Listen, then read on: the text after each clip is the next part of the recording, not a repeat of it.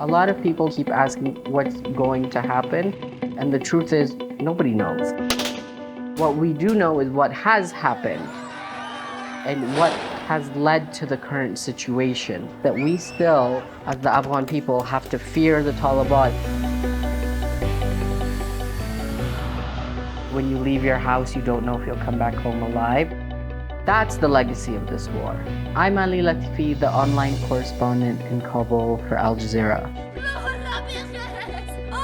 And between us, 20 years after the US invasion, the Afghan people are scared and angry.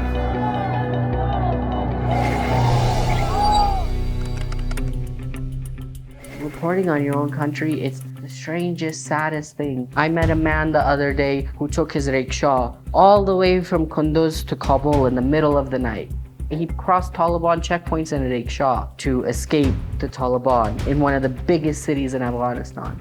Why is it that 20 years later, the Taliban have so much power that they can overrun province after province? The Taliban, they made the deal with the United States in February 2020 that essentially guaranteed them that US forces would be out by the end of August of 2021. They won. They got what they wanted. There's also a sense of anger at the Taliban for being so vicious. The thinking is you got the occupier to leave, so why are you now targeting your own people? You're making the ordinary people escape and flee.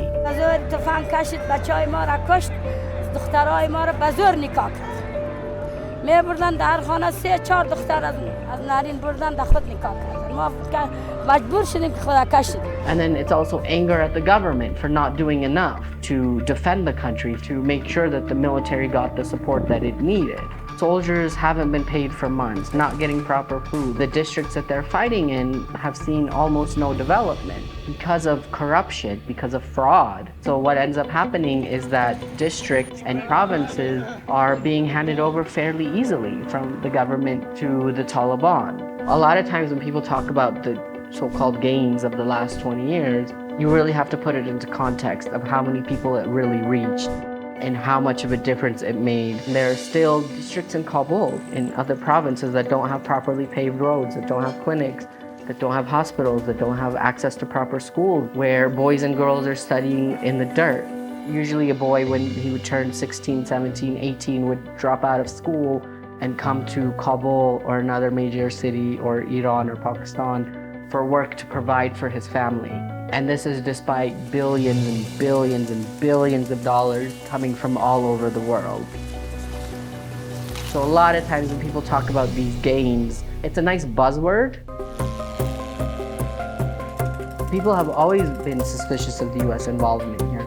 The Afghan people are not only suffering from the Taliban, they also suffered because of drone strikes, which Obama ramped up. They are suffering because of airstrikes. They're suffering because of night raids.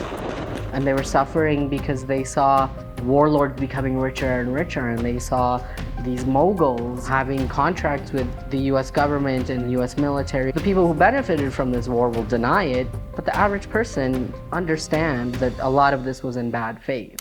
What upsets everybody about the US withdrawal is not that they're leaving, it's how they're doing it, that there is no conditions on anybody. People need to have serious discussions about how we've ended up in a situation where the US and the UK and other countries have to create special visas for interpreters who worked with them, for rights workers and women to escape because the Taliban may kill them.